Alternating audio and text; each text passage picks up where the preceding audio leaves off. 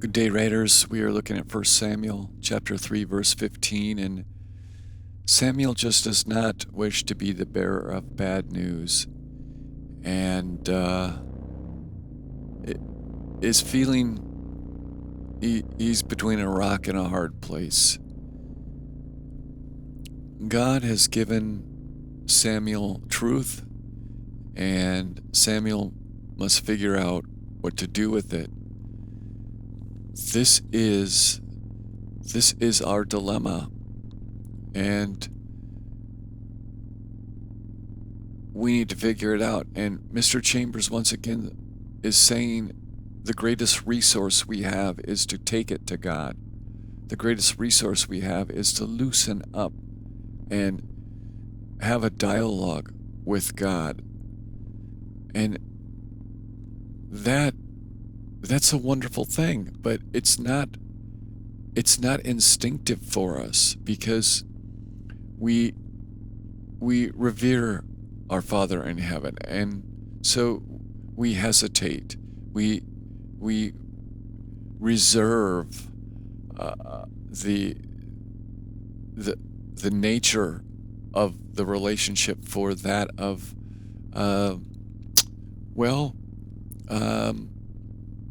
master servant. We just don't feel inclined to inquire about things, but we have amplitude of scriptural references where godly people are quizzing God. They're asking God questions. They're negotiating with God. So certainly the precedent has been set. We may ask God to clarify, to speak more boldly to us. If you are in a situation where God has spoken to you about something that you're sure is going to affect your brothers and sisters in Christ and impact them, and you're holding back, bring that to God. Ask God for the nature of this word. Is it something you are to share, and is it something you are to proclaim? There are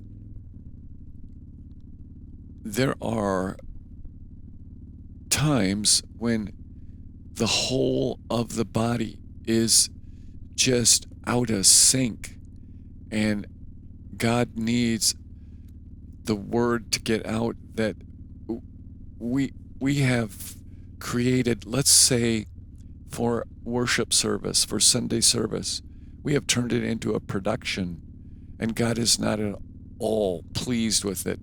And we have the audacity then to believe that we're inviting God into this ceremony that we've produced. And oh God, you just have to love the music, and you just have to love the sermon, and you just have to love the sanctuary.